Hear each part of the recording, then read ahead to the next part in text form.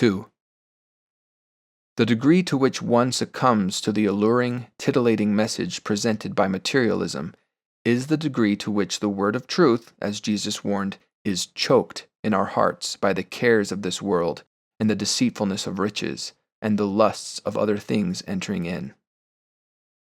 To further elaborate on this condition, and to arrive at a couple of possible remedies or solutions to it, I'd like to explore these three thorny forces in greater depth, though in a slightly rearranged order from the one given by Jesus. The cares of this world. The Greek word translated as cares in this passage is merimna, which has also been rendered thought, as in take no thought for your life, as well as worry, anxiety, concern, and solicitude, meaning concern or attentiveness. In short, merimna refers to what occupies our attention, what we spend our time and energy thinking, worrying, and caring about. As I've mentioned, our senses are incredibly vulnerable to the countless physical things and experiences constantly surrounding us, tugging at us to care about them, to notice and pay attention to them. This, of course, is not a new reality. As long as humans have been on the earth, this has been our common experience, and as demonstrated in King David's story, even the most virtuous and steadfast are not immune to being drawn in. Today, however, the number of candidates competing for our care and concern far exceeds anything previous generations faced. There's no end to the list of nifty gadgets and tools, exciting games and toys, thrilling trips and adventures vying for our attention, and not passively either, but in active, deliberate, often aggressive ways. Each day, hundreds of urgent entreaties, some of them eerily reminiscent of the witch's empty, seductive whisperings, relentlessly seek us out, grasping at our hearts from billboards, radio and video ads, social media posts, and every other space where ad time is sold. The electronic devices in our pockets, as well as on our wrists, in our ears, and elsewhere on our bodies, ping us dozen times a day, sometimes with alerts only slightly less transparent than, "You haven't paid attention to me in a while. Care more, care more." The Latin root of the word advertise is advertere, to turn towards. Behind the many advertisements we encounter each day, there are conscious, calculating creatures seeking to turn our eyes toward the vain things they're offering, physical, material things. And since we really can only focus on one thing at a time, if we acquiesce to every request for our attention, we'll have little time, energy, or desire left to notice, let alone care about, anything else. Persist in such a pattern, and we might easily find ourselves in the same state as the Nephites at the meridian of time, whom Samuel the Lamanite rebuked, "Ye do not remember the Lord your God, but ye do always remember your riches." The lusts of other things entering in.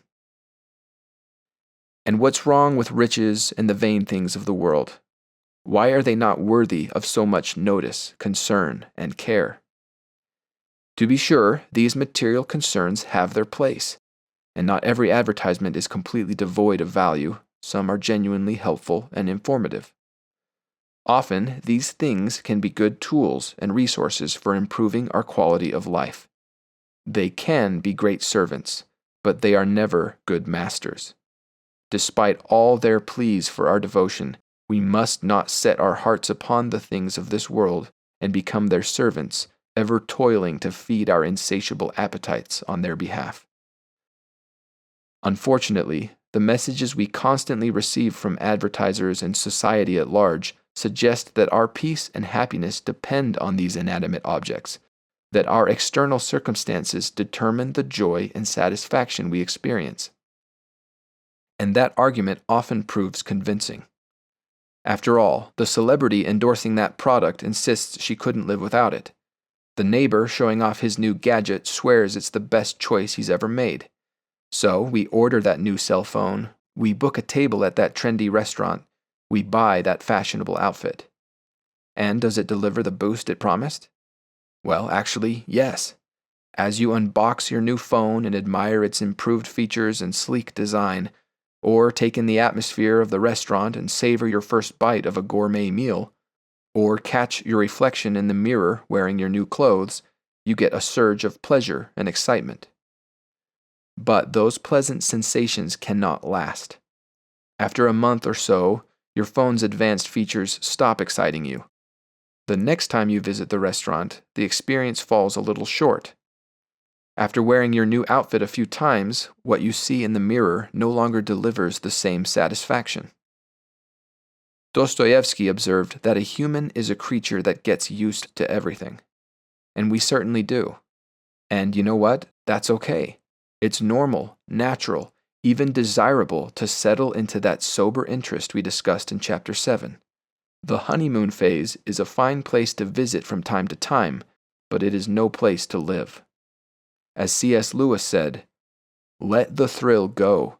Let it die away into the quieter interest and happiness that follow, and you will find you are living in a world of new thrills all the time. But if you decide to make thrills your regular diet and try to prolong them artificially, they will all get weaker and weaker and fewer, and you will be a bored, disillusioned old man for the rest of your life." Psychologists have labeled this pattern of chasing perpetual thrills the hedonic treadmill, an addiction to novelty, a lust for a constantly heightened sense of excitement and pleasure.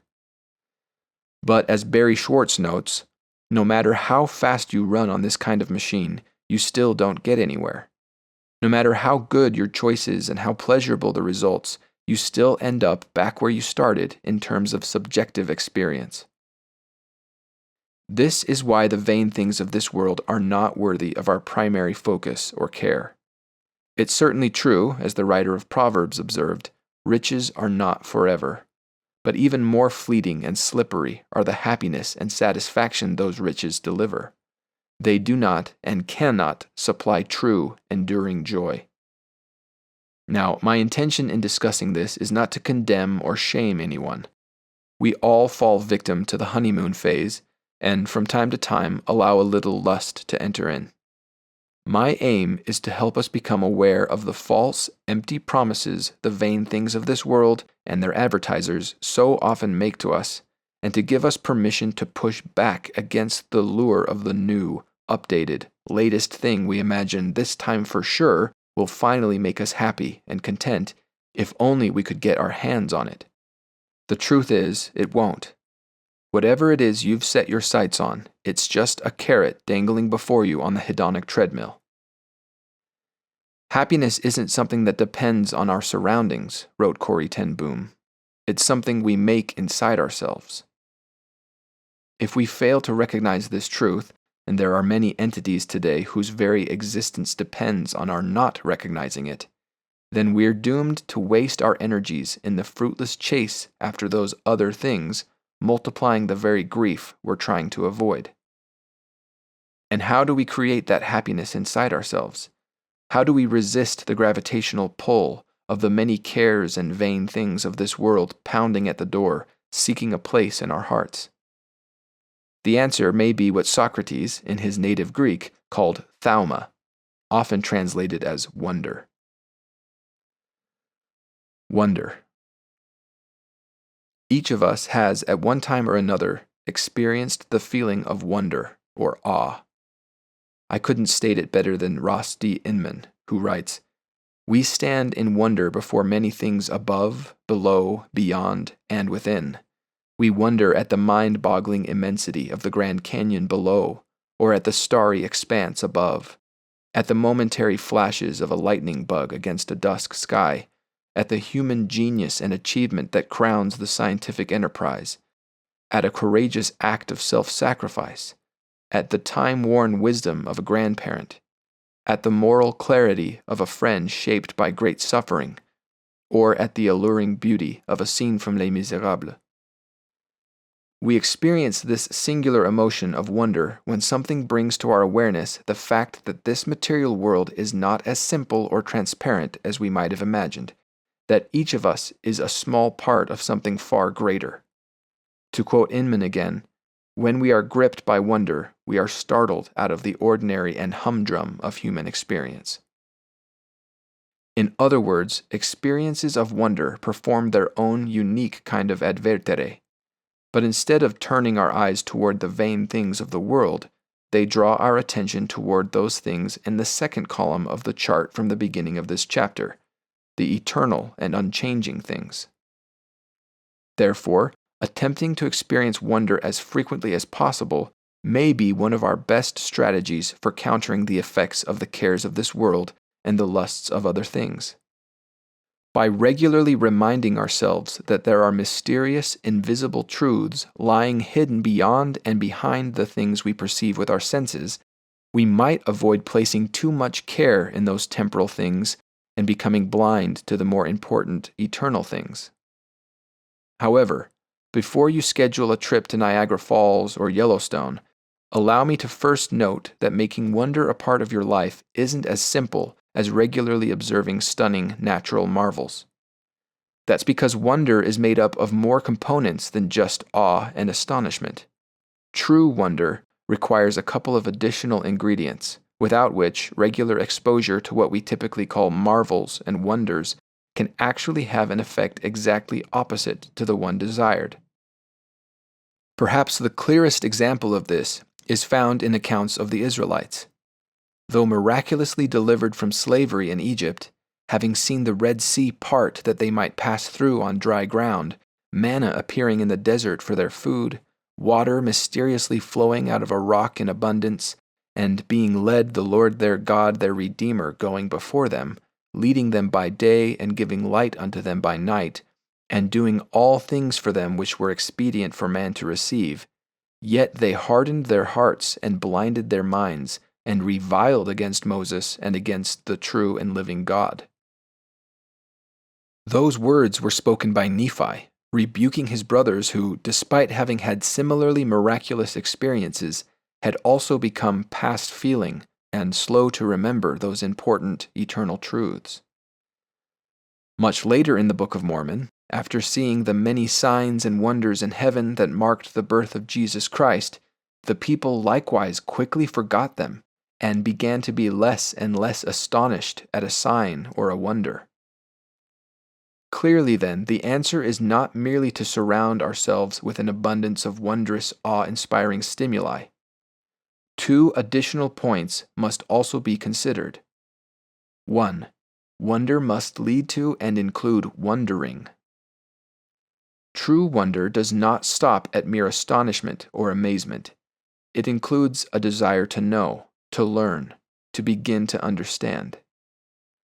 As already mentioned, when we experience awe, we are awakened to the fact that our perception of the universe has been small and limited, that there is a gap between our finite comprehension and the immeasurable vastness of reality. We gaze into the night sky, and it dawns on us how unfathomably boundless the universe truly must be. Or we witness a simple, kind act and marvel at the wide-reaching ripple such a small gesture of love might set into motion. A true wonderer is not content merely to gape at this sudden revelation of the gap in his understanding. He is prompted and driven to begin bridging that gap, to ponder and puzzle over this profound truth which has captured his attention, to expand his mind and soul in order to receive a greater portion of that truth. In short, to wonder. This was one practice that distinguished Nephi from his hard-hearted brothers. When their father Lehi shared his remarkable, mysterious dreams and visions, only Nephi spent time pondering, praying, and puzzling over them. As a result, his heart was softened, he was able to more fully understand and believe his father's words, and he even received visions of his own. Socrates, of course, provides another great example. Whenever something struck him as peculiar, interesting, or astonishing, he would determinedly, patiently, and relentlessly explore the topic through inquiry and rational discussion. For a simpler illustration, think of the Grinch at the end of Dr. Seuss's classic Christmas tale. He was astonished to hear the Who's cheerfully singing despite their gifts and decorations having been stolen. As a result, he stood puzzling and puzzling. How could it be so? And he puzzled 3 hours till his puzzler was sore. Then the Grinch thought of something he hadn't before. Maybe Christmas, he thought, doesn't come from a store. Maybe Christmas, perhaps, means a little bit more. And what happened then? Well, in Whoville they say that the Grinch's small heart grew 3 sizes that day. For experiences of wonder to have a lasting, positive impact in our lives, we must not just passively feel wonder and awe. Rather, we must allow that feeling to prompt us to actively wonder, enlarging our minds and hearts to receive a greater portion of truth, then seeking to more closely align our lives with those eternal realities of which, in our marveling, we have caught but a glimpse. 2. Both the emotion and the act of wonder must become a habit. To adequately guard ourselves against the material world's constant assaults on our senses, wonder, both the feeling and the action, must become a regular daily practice. Fortunately, wonder isn't reserved only for particularly spectacular or sensational phenomena. To the skilled wonderer, it can be found in even the simplest, most ordinary of places. Albert Einstein is credited with saying, "There are only 2 ways to live your life. One is as though nothing is a miracle. The other is as though everything is a miracle." Socrates again provides a superb example.